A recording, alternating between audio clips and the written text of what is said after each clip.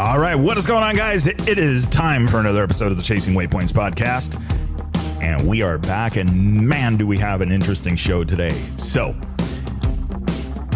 in about 30 minutes at 10:30, there's going to be another episode going live, and this is a first for the podcast in its 3 years history.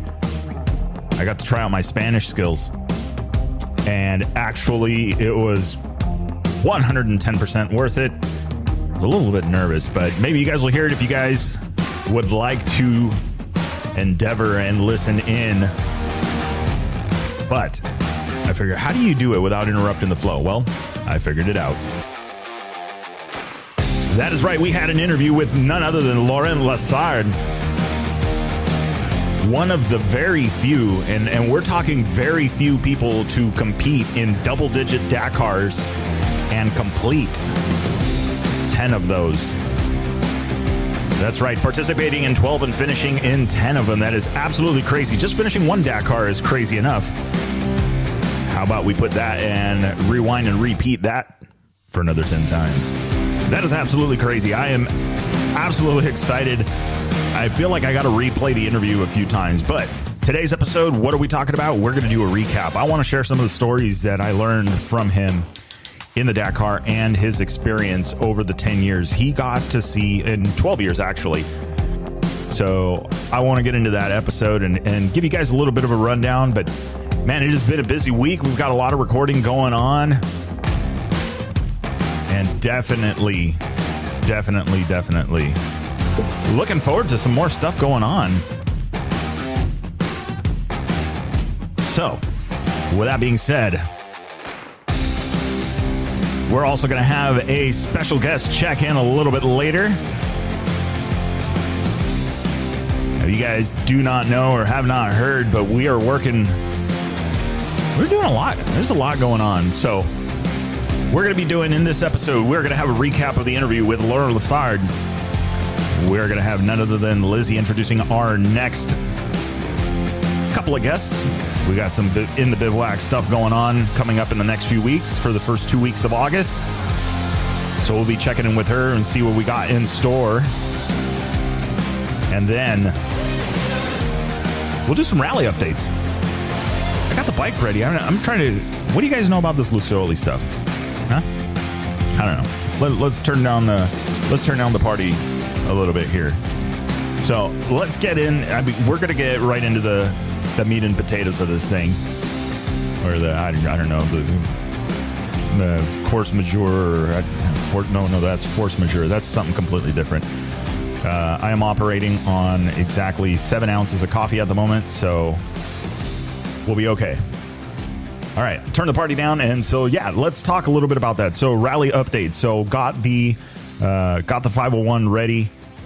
That thing is good to go. Both the RNS units, the GPX or GFX and GFX2 Pro, running, making it happen. I am absolutely excited for that. I got the rally light setup going on. Look for a video coming soon on that one. I've had a few people, just from the pictures, I've had a few people reach out about how I got the navigation equipment down so low on the bars and what I've done. So I want to share that with you guys. I maybe put a kit together on that because I think it's pretty cool to keep the kit and keep all of this out of the way. My goal was very, very simple. 6 bolts, 4 on the mount, 2 on the switch, and then 1 electrical connection. Actually ends up being 2 electrical connections, and you're done. Off it comes. You're back to your regular Hare and Hound rally bike, whatever it is. Go do some moto stuff. You have no roadbook stuff on there. So that was the main goal. Is it racing friendly? I've had mixed opinions. I've had the 12 o'clock, the sun shining directly down on it, that kind of thing. This is more of a recreational thing. So if you guys are into just getting into the sport, I think that this is going to be the better setup for you. Nice and simple, no expensive bar mounts, nothing to, too complicated and fancy. Especially if you're not used to riding with something in front of the bars and up high, it makes it a little bit difficult. So anyway, stay tuned to the socials for that. You'll find out a little bit more about that one. Pretty much done on the bike. I was debating back and forth, and you know what, guys? I've been using this tubeless system in this bike since it was built, since SoCal Rally. And I think it's a really cool idea. I really enjoy the idea of like, okay, this thing seals onto the wheel. It's 100%, 360 degree bead lock. I am pretty sure I did not do it right. So if anybody familiar with the tubeless system that knows more about it than I do, reach out to me. Give me those pro tips and what am I doing wrong? Because it seems like every single time I want to move the bike, I got to put air in the tires. So obviously it's leaking. And I got no problem, checking the air in the tires. And yeah, sometimes it's a few days in between, but man, it just it's a little bit annoying. And I'm pretty sure it's user error. I'm sure there's a ton of people that have used it. So then became okay, well, do I go to Moose's or do I go to something else? Like I got a set of the Lucioli tubes. And if you guys aren't familiar with those are like 6-inch thick tubes. And I exaggerate, but they're about a 7 millimeter thick tube. Your standard ultra heavy duty tubes are usually about 4 millimeters thick. This thing is about 7 millimeters thick. It is absolutely gnarly, big piece of rubber. The rim locks are actually molded into them. So the rear has dual rim locks. The front has a single rim lock that if I remember correctly, but it's actually molded into it. So it's pretty cool. I'm going to have to watch the videos on how to mount those again. But the main advantage of that is that the tube is so thick that it is resistant to the pinch flats, and you can run them at a little bit lower pressure with a little more security. So is it Choya proof? Probably not. So I'll probably end up running something, some kind of slime or something in there. What I'm hoping for, and this is kind of interesting, is usually what I think happens is that a puncture, a needle or something comes through, punctures the hole, and then the tube will burst depending on the pressure in it because the hole just rips open. If you're running, I think, a thicker tube, it may actually just puncture it and it may still have a chance to seal if you have a sealant inside of it. I don't know. That's a theory, but in talking to I'm going to go with best friend or one of my best friends and permanent riding coach, Gnarly Dave. We were talking a little bit back and forth about it, and he goes, for the amount of riding that I do, being realistic, for the amount of riding that I do, Mooses may be a little bit of maintenance, right? If they're just sitting there, they may shrink. You got to make sure the bike is up in the air off of the Mooses so that way they don't get flat spotted. There's a few things that are involved with that. So it's not like you just put them in and then you're done.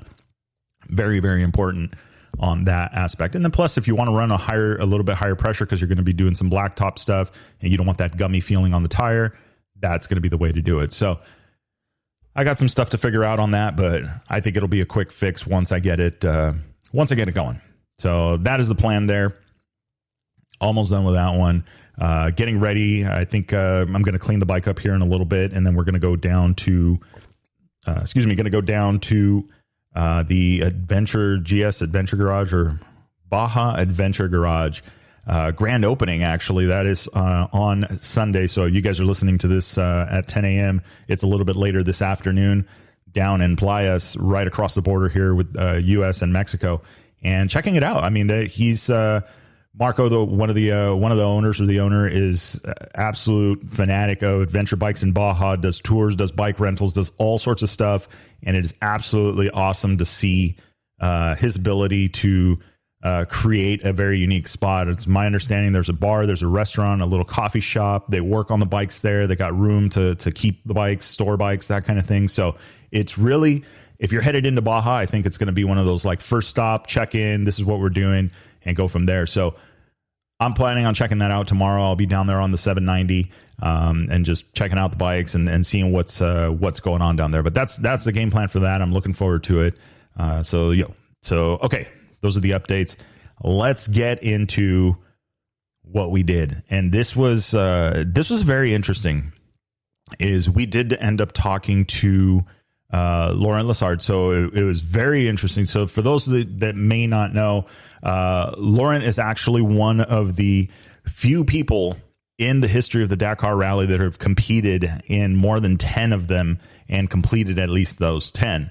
If you look at, they're just looking at some names that are out there. I mean, he's in the books with people like Cyril Dupre, Mark Coma, Alfie Cox that have completed 10 or more Dakar rallies. So this is legend stuff. You do the first one, and if you guys listen to the episode with Mo Hart and that recap that we did of his Dakar rally, is absolutely crazy. The amount of effort and pain and suffering and everything that you go into, and it's absolutely mind-boggling, the mentality to be able to push through that. And there's a lot of guys that have it, and it's just luck of the draw, one thing or another, and they end up not being able to finish it.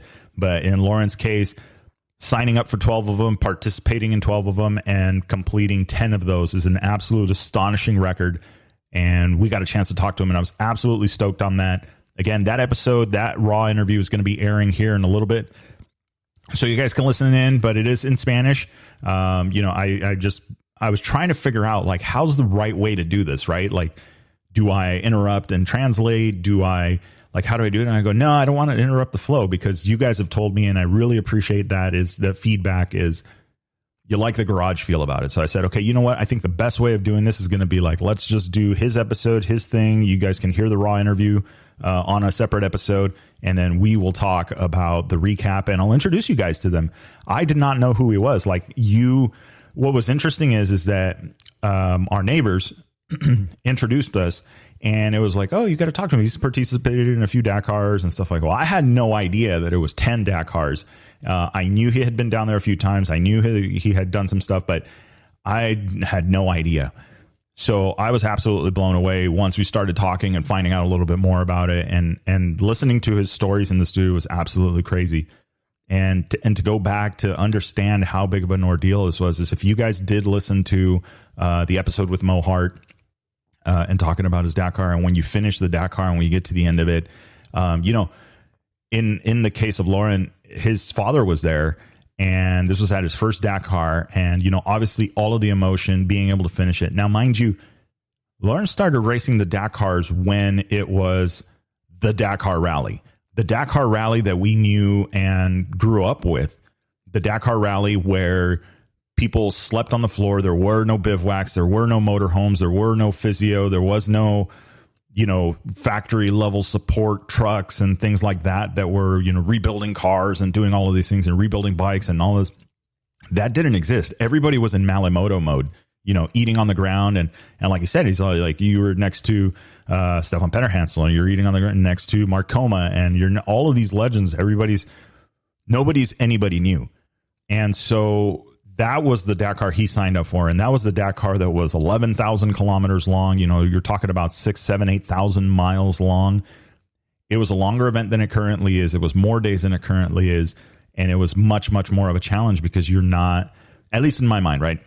That it was much more of a challenge, since you do not have the support. You would not have the support that you would normally have at an event today. The event today that we know, there's motorhomes involved, there's physical therapy there, the masseuse, all of these things, showers, hotels, all of this stuff. And there wasn't. And not only that, but then you have the environmental side of it, where sandstorms, no shelter from the sandstorms. You had no real support out there. So, man, if you broke down, you could be out in the desert 2, 3, 4, 5 days, trying to get back to the bivouac, trying to get a ride, trying to scrounge park, at the end of the day, it's trying to survive. It's absolutely crazy. So it was no surprise to me that when we were talking that he, there was a moment there where he talked about his father, seeing him at the finish line and them talking about it. And something that really stood out to me was when Laurent said that there's no way that this was my dream. It was so intense and so tough that there's no way that this was what I signed up for. This is not what I envisioned. This hell that I've gone through is not what I pictured being the Dakar Rally. And it was very, very different. So it was a very interesting point, right? A lot of people go into it and thinking like, I would never do this again. Or, the going into it is a very different than coming out of it.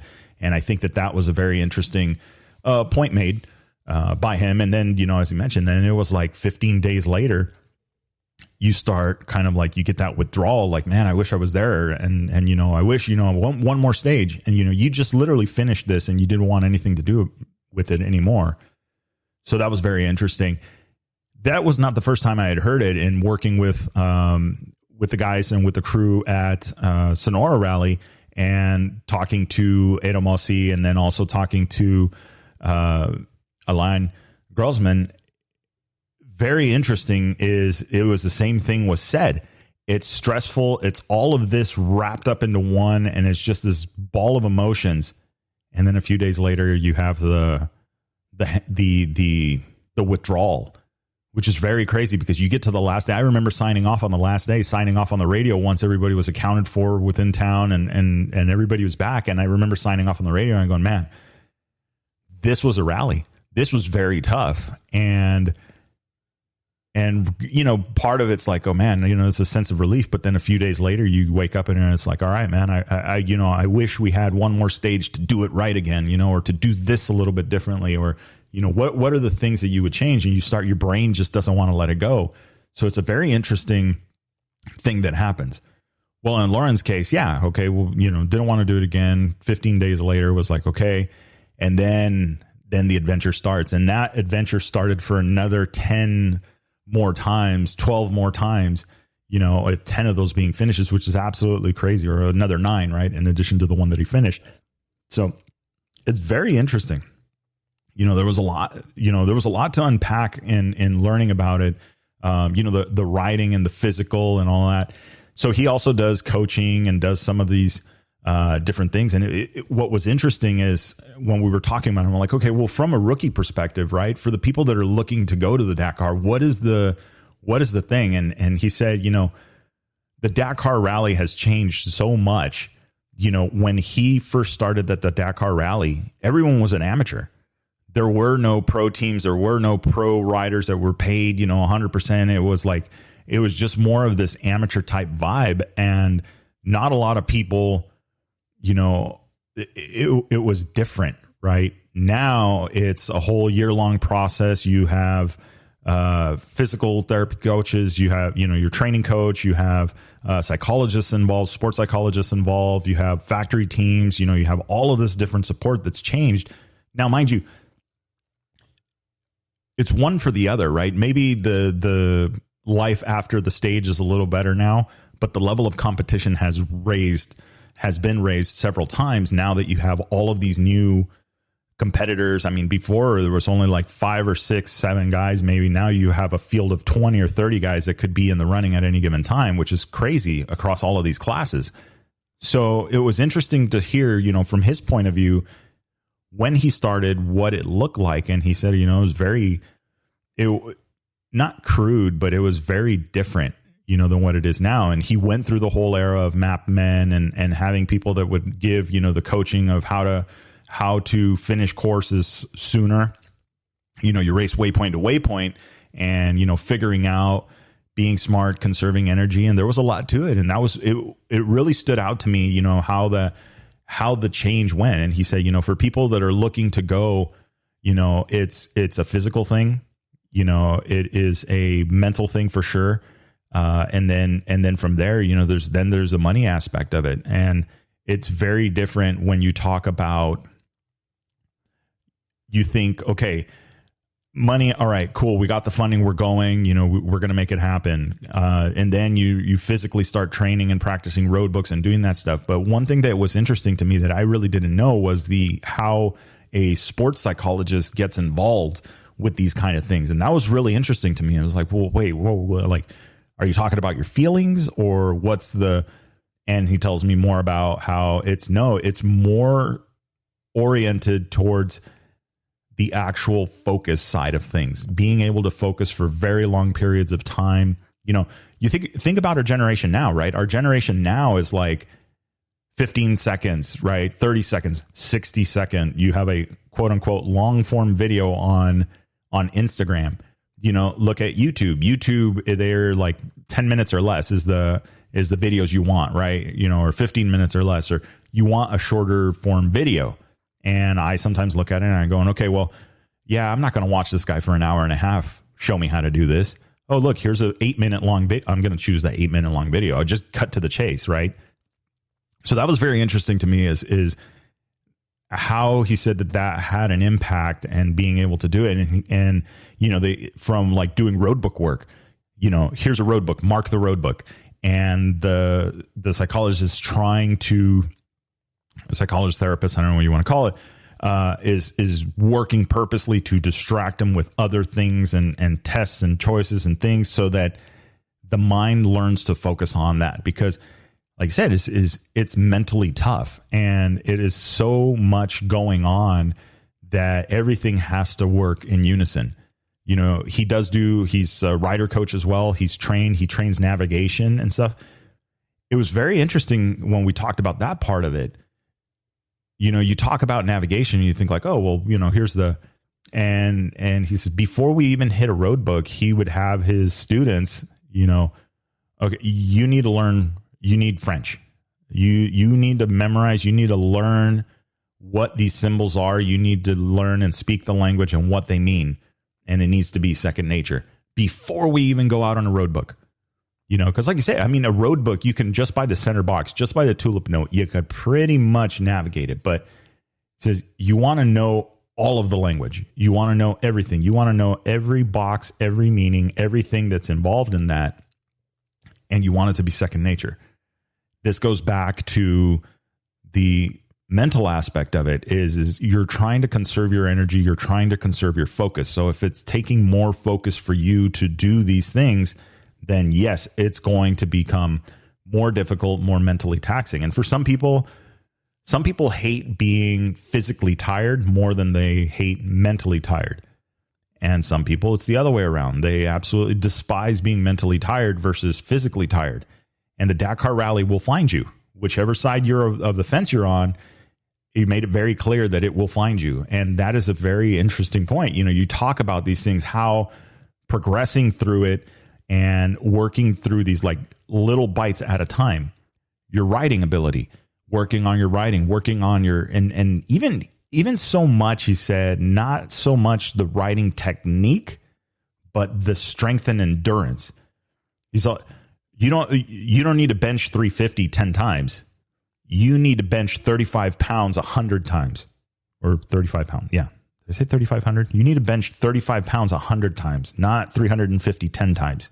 You know, you need to have that ability to endure and do way more. So everything you do is you're landing in a squat, you're landing, you know, your arms, you're like all of these things. Now, rider form, I think that's where, you know, when you talk to, and we've heard some stuff like say from Jimmy Lewis, right? And if you guys follow his videos and talk to him and seen what he shows, you know, it's all about riding with little effort, right? The least amount or reduced effort. Balance is a big thing that he teaches. You know, if you've talked to, or you maybe heard the episode with him here on the show, there was an instance we talked about. He said, I can ride my bike slower than you can in the sand.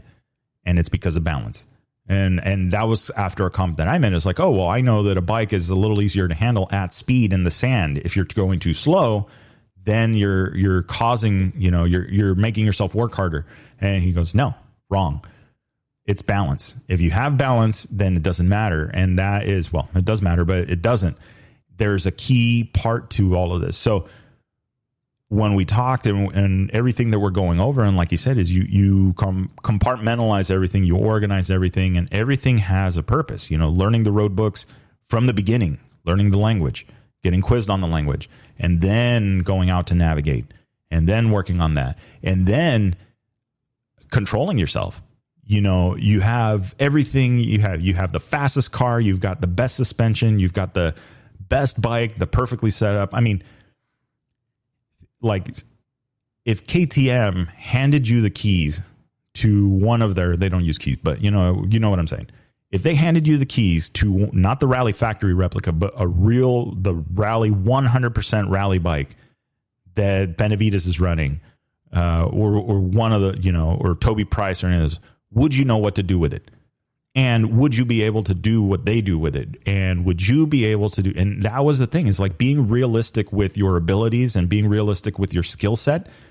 There's absolutely no reason why you need to find out how fast that bike will go, you know, in the first few stages. You just need to ride your own race and do what you need to do. And that was the biggest thing. He says there's a lot of mistakes that get made because people will go out super hot. And that was what he was saying. He's trained a lot of drivers. Now, you know, has been more navigating for cars than actually riding. And in the navigation for cars, that's a conversation that they have to have. It's like, look, slow down. This is not you. I don't care who told you or what they told you. This is absolutely not a sprint race. This is all about survival. And that was something that we talked, you know, he came up in an area where when it came time to race, when it was time to run the Dakar Rally, you know, if you rode like an idiot, right? I'm going to gun it. I'm going to make this happen. I'm going to do all this stuff. Cool. Those 3 rocks now mean you got to find a wheel when you get to the next bivouac. You know, that one time you front end came out from under you and you bent the bars. Now you got to deal with that at the bivouac. How much energy and how much time do you really have? You know, and that was an interesting concept. And I think if I remember the quote correctly, you know, from, I believe it was Willem Avenant, is everything's for sale in the bivouac except time. You can't buy time. And that is what's very important. It's all about, everybody you talk to about is time management. You know, we so far as, like he told me, is, you know, his organizational side of it. Before he even goes to the rally, all of his clothes is packed up in bags. Day 1, day 2, day 3, day 4, day 5, day 6, so on and so forth. So 0 decisions to be made. Here's bag number 1. Everything I need is in there. Don't need to think about it. I'm like, that just makes sense. You know, you've taken the time, you've decision paralysis. You're saving your ability to make decisions for a little bit later. And you think, well, what's the big deal? I'm just going to decide what I'm going to wear. Well, yeah, that's the same as trying to decide. Yeah, I feel pretty good about going left at this. I'm a little confused, but I'm pretty sure it's to the left. You may think about that with a little bit more clarity had you not had to make 3, 4, 5 useless decisions earlier. You know, and it's the things that we don't see, the things that we don't realize that make a big impact. I mean, talking about literally working with a sports psychologist and trying to distract him while he's doing his navigating or while he's working and marking up his road book. It's the little things. And that was something that he drove home a lot.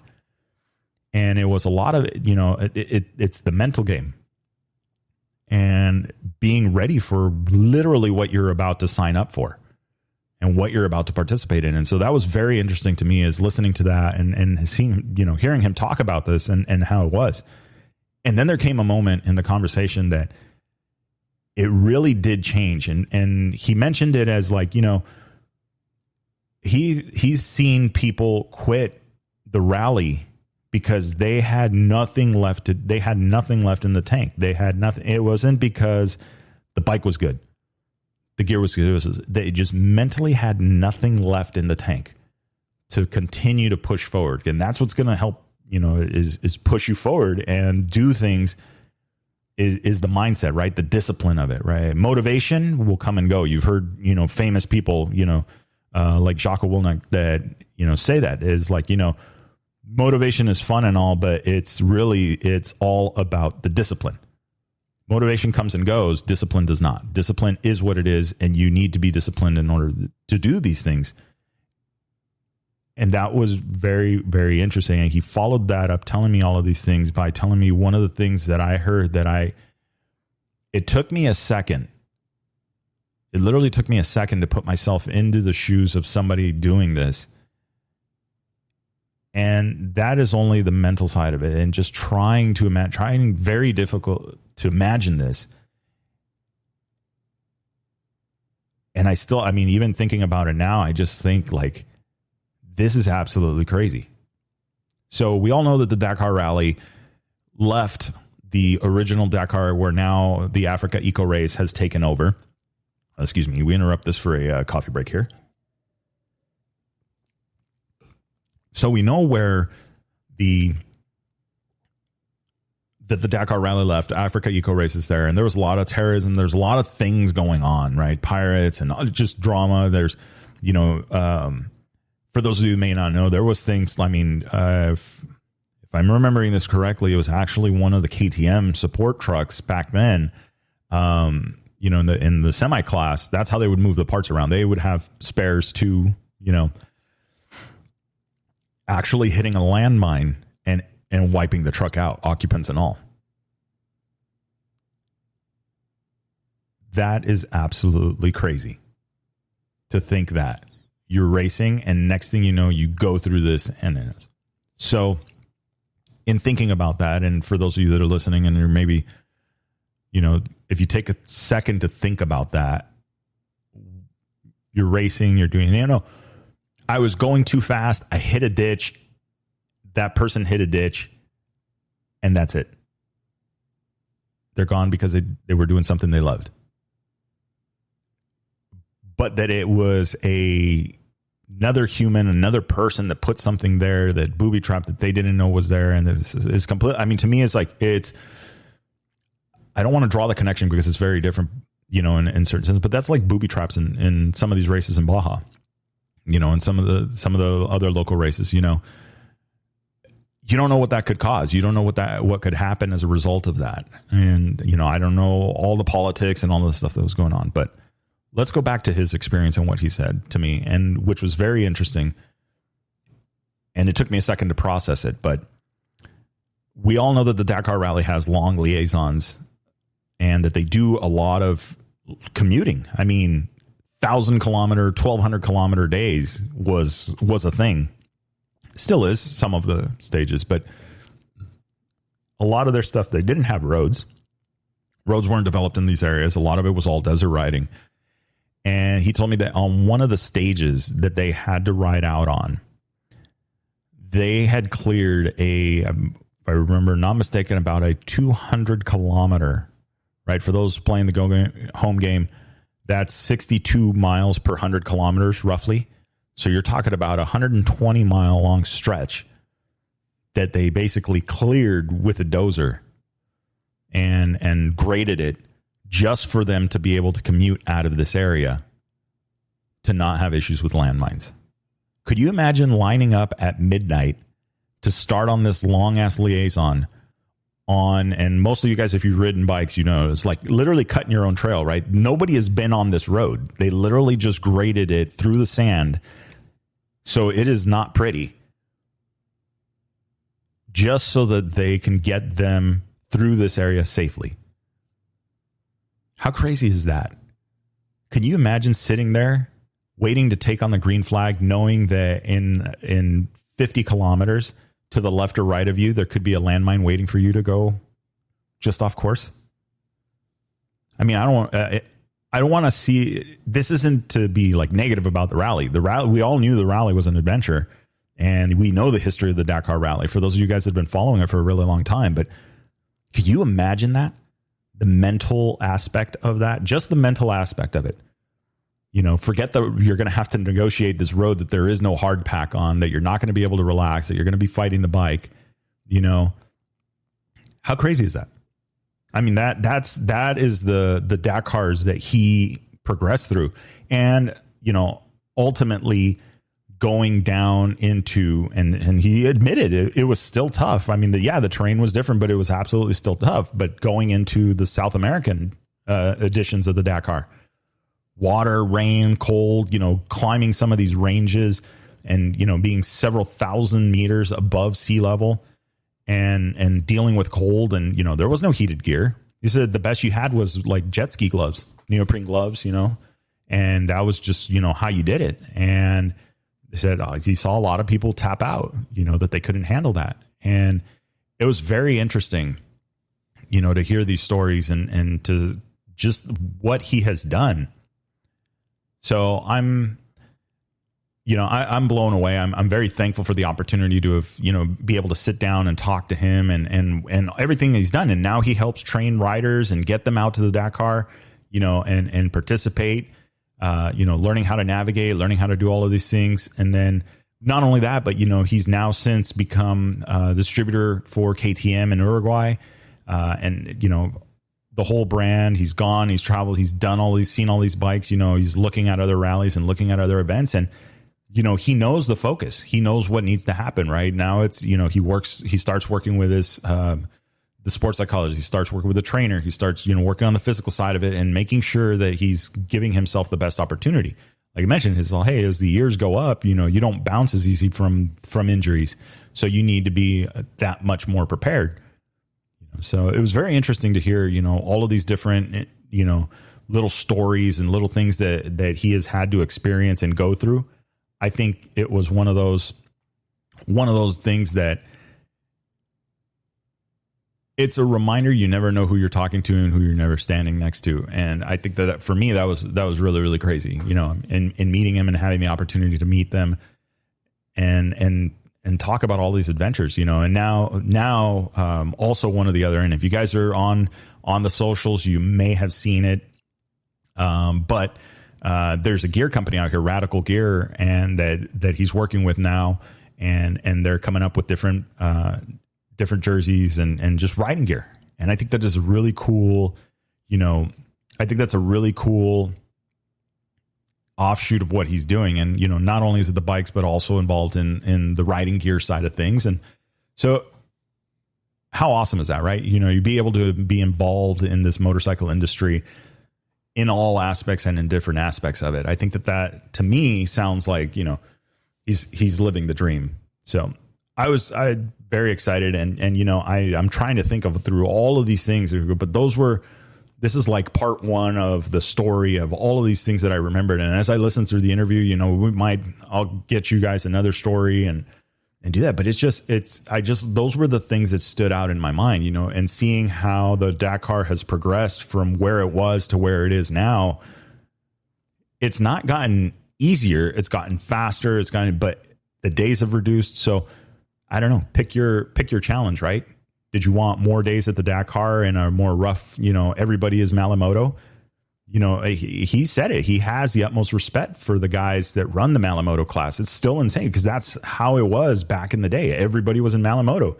You'd show up to a bivouac and you weren't even sure if your tools were going to be there yet or your box, So it was always a very interesting, perspective. There was no shelter from sandstorms. There was no nothing. I mean, you just, eating out in the middle of nowhere, uncovered, and just like getting food in and having to cover up because of the sand and all of this stuff. I mean, there's all of these little things that you just don't realize, like how crazy it is, how it's changed. So now in my mind, I'm thinking right now, I'm like, I think my next hobby for a while is going to be watching old school Dakar videos.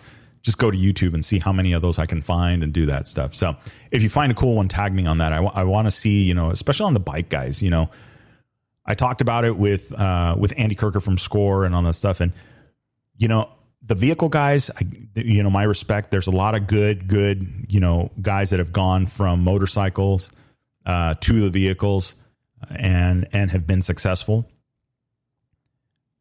But the bike guys have something a little more extra, and I think that rings true, in Baja or anywhere where you race off-road at speed. You don't have you get ejected and it's you versus the ground. If the ground in a truck or a car decides to take you for a ride, it's you inside the car. So it's the terrain versus the car and then you.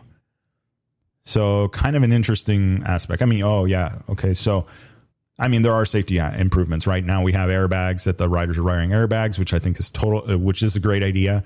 The protective gear, the technology behind the protective gear has obviously grown, whether it be innovation or necessity, or necessity is the mother of innovation, or some saying like that. But, you think that the bar has raised so high, and how these guys have to ride now, that was something that we talked about, is how fast and how committed that the top guys have to ride now in order to stay competitive. Their contracts, all of these things, depend on it. And again, the conversation came up, it's one of those things, whatever wins is what sells. So the Dakar Rally, you got to win the Dakar Rally. You got to have a good showing at the Dakar Rally. And it's a lot of pressure, and for guys that are competitive and guys that have worked very, very hard, they understand and they've seen how quickly things turn around. And so they want to be competitive and they want to be up there. And unfortunately, it's going to take its toll, and it's just increased that level of difficulty. So, I don't know. I mean, I think that it's definitely something that we're going to continue to see more of. I want to see more of it. I want to talk more with these guys. I'm going to listen. I mean, just like you, I mean, I had the interview, we did it, we talked, and I was in awe of this whole thing. And now I'm like trying to remember it. And I was like, okay, well, maybe I'll play it in my headphones as I go through and we'll talk about something. But it's a 2-hour long interview, which is crazy. I mean, it literally felt like 30 minutes, but we talked about so much and I learned so much. I was like, okay, well, I think this is definitely one of those, like, I think this is the best approach. I don't know. I mean, it's too late now. You guys are going to have, if you want to listen to it, it's going to be up here. I don't know. by the time you're listening to this, if you've reached this moment in the episode, it's already been up for 10 minutes. So if you guys want to jump ship and want to go take a listen to that, you could do that. But again, it is in Spanish. I'm just like, hey, you know what? I think that it was more comfortable. As I said earlier, I wanted to maintain that garage feel, that feeling that you guys have told me that you enjoy, and I enjoy better. I do not like pre-planning stuff. You know, just like in photography, to me, a posed photo, something where you kind of have to pose for and all this stuff, that doesn't do it for me. I prefer photos that were just taken in the spur of the moment, you know, or spur of the moment, or what, I don't know, whatever the saying goes. I got to start working on those, you know, making sure I get those right. But I think that is definitely I think it was, I don't know. I picked the right way. I don't know. Or what do you guys think? How should if I do another interview like that, what do you guys think? What would be the better way of doing it? So send me a message on Instagram, or however you want to get a message to me. You could still do it, I believe. If you go to Instagram, there is the link in bio. You can click on there and it'll send feedback to me. You can get that as well. So let me get, let's see what else is going on here. I'm going to rewind this.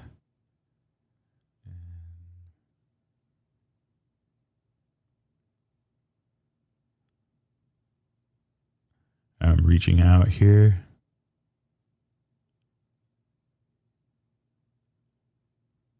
Okay. We interrupt, or no, we're no longer interrupting. I was interrupting there for just a second. I was reaching out. Okay. I mean, that's been, I'm still blown away. The technology on all of these things. And then, you know, telling me how, you know, the importing and how bikes good, it's how bikes go into some of these different, you know, exporting the bike out of the US, getting the bikes, you know, or from Austria, getting them into Uruguay, the logistics about that and how that works. It's just been absolutely crazy. So I don't know. I'm looking forward to, like I said, I'm going to listen to the interview again. I'm going to get you guys some more tidbits of it. But I think those were the most memorable things to me that just like absolutely stood out. I'm like, all right, well, if I'm going to do the recap show, these are the things that need to be, I need to talk about these things. And I literally, without notes, this is literally just remembering things out of the conversation that stood out the most to me, which is absolutely crazy. I mean, it's, you know, again, to finish 1, okay, finish 10, wow, sign up for 12. You know, and not only that, but, you know, like in talking, right, that it comes a point where it's like the finish is almost you already know the recipe to finish. So now it's just a rinse and repeat and the preparation and doing a little better and not being. And that was one of the things he said to anybody going to the Dakar. So the first years of the years, ignore the standings. Don't look at the standings. Don't, just focus on your rally, focus on the day-to-day, and just be done. Just do it that way. There's no sense in trying to be competitive, do all of these things, win classes, do all of this stuff if you just are having trouble finishing the day-to-day. You know, so I think that was really sound advice. And a lot of people, you know, if you guys remember when we first talked to Skylar, that was one of the things he said. It's like, it wasn't until like the second Dakar where, you know, it's just like, all right, not as competitive. We're just going to go out and we're just going to do our best. And the results automatically showed. So it's one of those things. It's like, you have to just pick your battle. And does it really matter? Because I mean, yeah, okay. In the pro teams, you know, the Rally GP, yeah, those guys are competing. I mean, they competed 14 days and on day 15, they were 5 seconds apart. Okay. The majority of the classes aren't like that. I think what's going to kill you in the majority of the classes or the lower standings is literally the loss of time. Riding over your head, getting lost, having to do extra repairs. Then that means the next morning you're not as fresh as you could be. You know, all of these little things. I mean, yeah, okay, if you went on the BAS Dakar team, okay, that's cool. But that's not going to beat you riding super fast, hitting a rock and bugging your wrist a little bit, right? You know, screwing your wrist up a little bit. You know, had you been riding a little bit slower, maybe it wouldn't have been as harsh. The bike might have even wiggled a little bit in the sand, and it would have wiggled just enough to pull you off the line of that rock you were going to hit. There's just so many variables, so many things that are out of your control that you just don't realize that, wow, this could literally screw me up. You know, so I don't know. I think that's an interesting side of things. You know, is ignore the results. You know, I heard it from the guys with American Rally Originals. You know, talking to David Pearson. You know about that. It's like just ignore. We're all ignoring the results. Just ignore the results. Just go. You know, day by day. So very, very interesting. Okay. We will be back. I'm sure we're going to get more questions to that, and I'll go through that interview. But yeah, again, if you guys want to take a listen to the interview, that interview should be live here in a few minutes, or is actually already live, so we can take on this. So with that being said, let's move on to the next one, and let's see if we can get Lizzie on the line, and we'll talk a little bit about our upcoming guests. Hey, what's going on, guys? This is Victor with the Chasing Waypoints podcast. Hey, super quick break in the episode. Want to talk really quick about Spotify for podcasters. If you are interested in getting your story out to the world, starting your own podcast, it is super, super simple. Head on over to spotify.com/podcasters and get all of the information. It is a one-stop shop. You can edit, you can do Q&A, you can do video podcasts, all sorts of different things in one platform. They handle all of the distribution for you, so it is super, super simple and effective. So with that being said, guys, let's get back to the episode.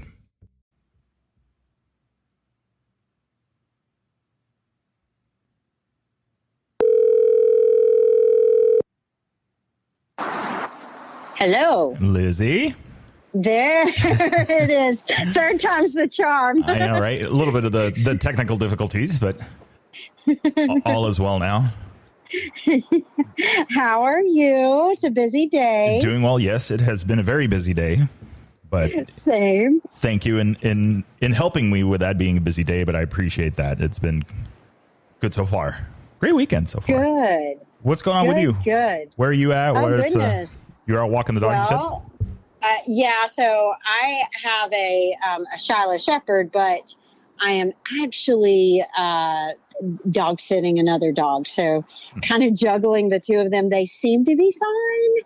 So, but yeah, my weekend just now started. It's funny, your weekends being Friday, Saturday. Mine are Sunday, Monday. So, so I just got through helping. I have a little housekeeping business that brings in good side cash. Mm-hmm. And today was a fun little. I got this German lady that I help, and she's just adorable. So I've been over there with her, and we roped Jeff into some stuff. So that's what I've been into. And oh my God, the ladies love my husband. It's so fun to watch. Nice. Just so they're not like young and super hot. There's a limit. There's a limit. Nice. Okay, so this is the first segment. We had talked about it. I talked about it a couple of times. I mentioned it in some of the episodes, but you're going to be helping getting us coordinated. I got a super busy schedule, but you've been a great part already. I mean, it's already showing getting guests lined up and all that. So let's get right to it. Who do we got coming up? Let's do. We got a couple of guests. Yeah, we have a lineup of guests, and you can remind me who's going first, but we have Daniel Velasquez in Ensenada. Mm-hmm. He's coming up, and he's going to be a fun one. I think I started just like chatting with him over Facebook, just seeing that he was at least close and around some of the stuff that I was sort of starting to get involved with last year's Baja 1000. Right after Baja 1000, I started recognizing his name from like posts on the Facebook, the Baja 1000 big group, Facebook thing, just watching some of those posts. So started seeing some of his stuff. So really fun to interact with and like very responsive. And so he has a shop there in Ensenada, and you can tell me, is it Carrera 777? Is that how you would say that? Yeah, that's the one. Okay. Yeah, so he's got that, and I did get to catch up with him a little bit, and and find out some fun facts about him. His first bike was in 1986, a YC80. Okay. And another cool fun fact is that he grew up watching the Baja 1000 cross right in front of his house. So here's this Mexican kid. And honestly, that's the thing that for me, going down there and experiencing the Baja 1000, it is their culture. And it's like, it runs, the Baja 1000 runs in their blood. Like that is just the most amazing thing to me about seeing all of that, or one of the most amazing things. But anyway, that's, he started by, watching that, like from his house at 4 and 5 years old. He was riding BMX and just like pretending, and his dad at 8 took him to Supercross. Another cool thing about a lot of these stories that I'm exploring is that their dads got them involved. And it was like and again, like the, a most recent magazine AMA article is about dads and their sons and their families, and digging into all of that, you just see how much family is involved in all of this. And I think you've talked about this a lot, about how these families just totally get involved, and they end up pitting them and, chasing them and things like that. It's pretty cool. So we've got Daniel coming up. I have a whole list of things that he's told me about, but that's a start. One cool thing also that he did say to me, is that he formed, Carrera 777, with a dream to turn it into something that would really fuel his passion, pardon the pun there, for Baja racing and just off-road motorbiking. And Cove is his most recent discovery that's helping him do that. And he's a Honda guy, but is just absolutely digging into Cove's machines. So we've got him coming up. Yeah. I saw him.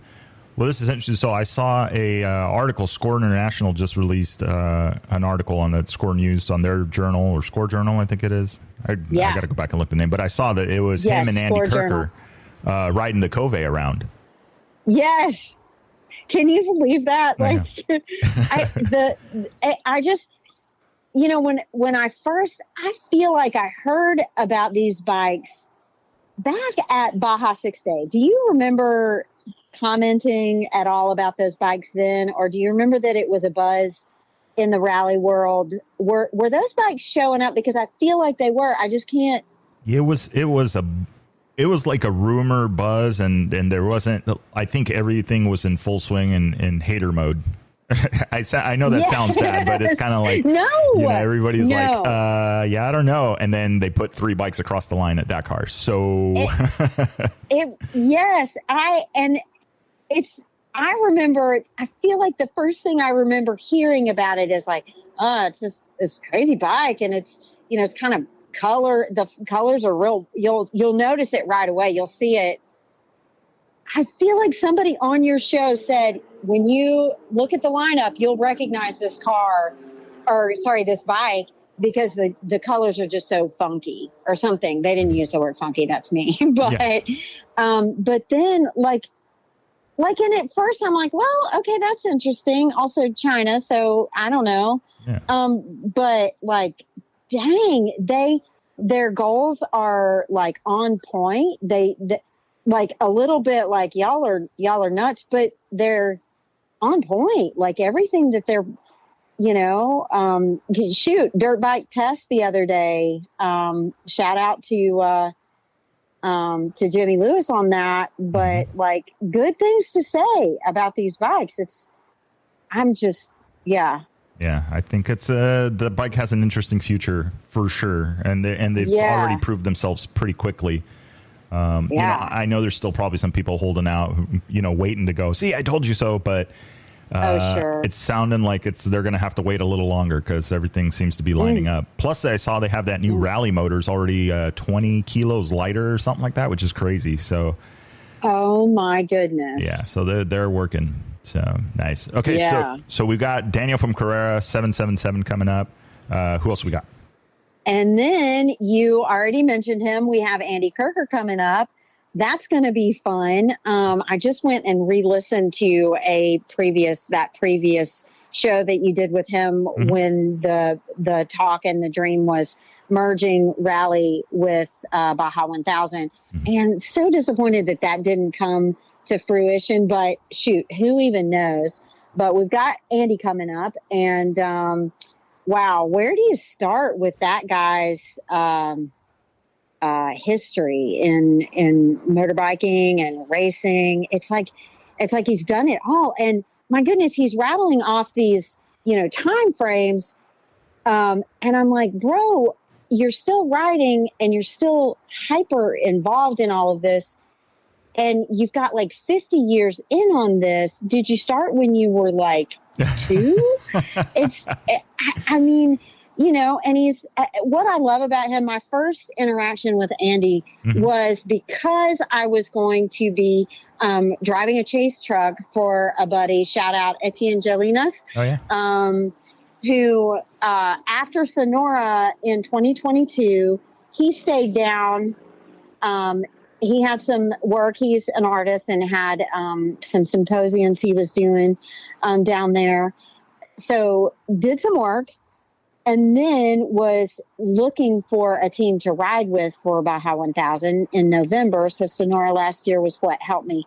That was October or late September. I can't remember. But anyway, he couldn't find anyone. And I was jonesing to go down there and be support crew for somebody.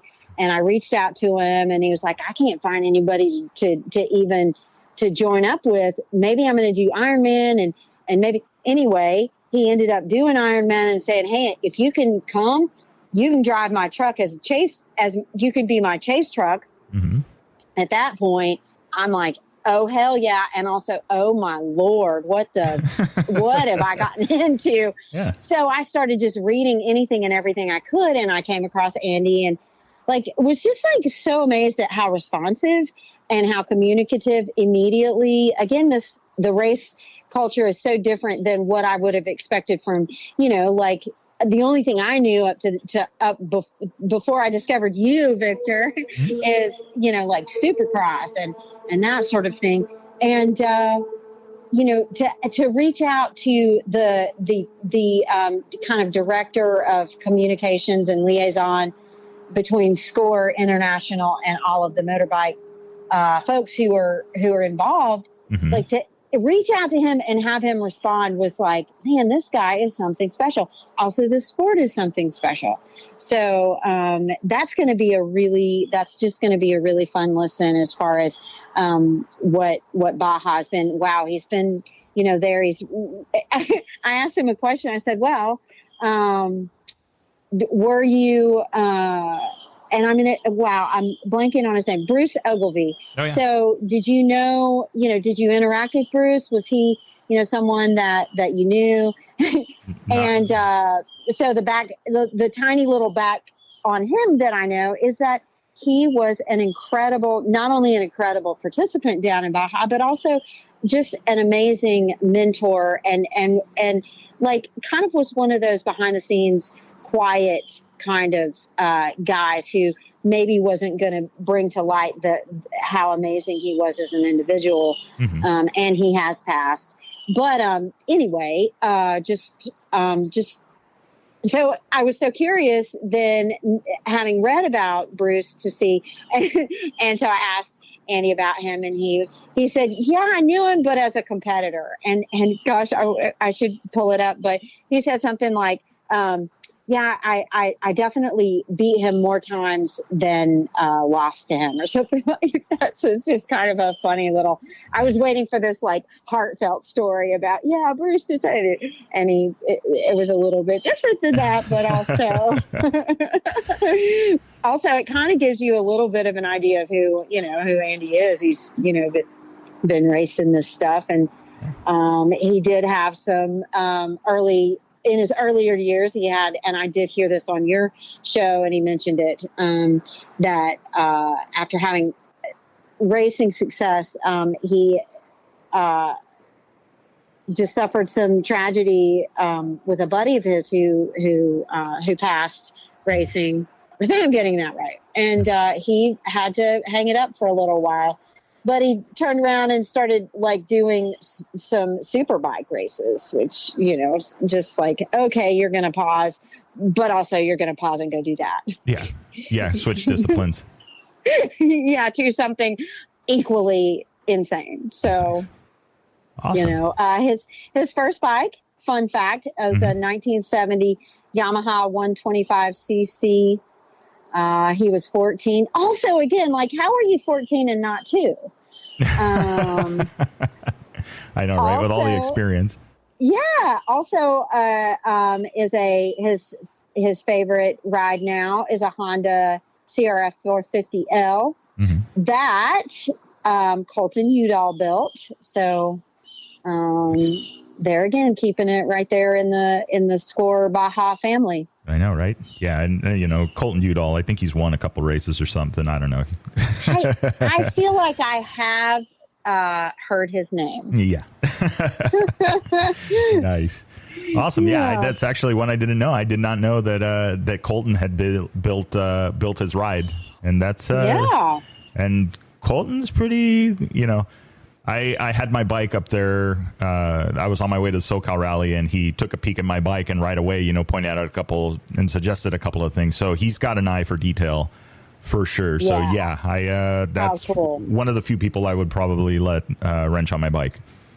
So and just across the board knowledgeable. Really, it's really fun listening to him and watching the different things he puts out there. I'm always so excited when he comes across whatever, you know, social that I'm scrolling when I should be, you know, doing something else.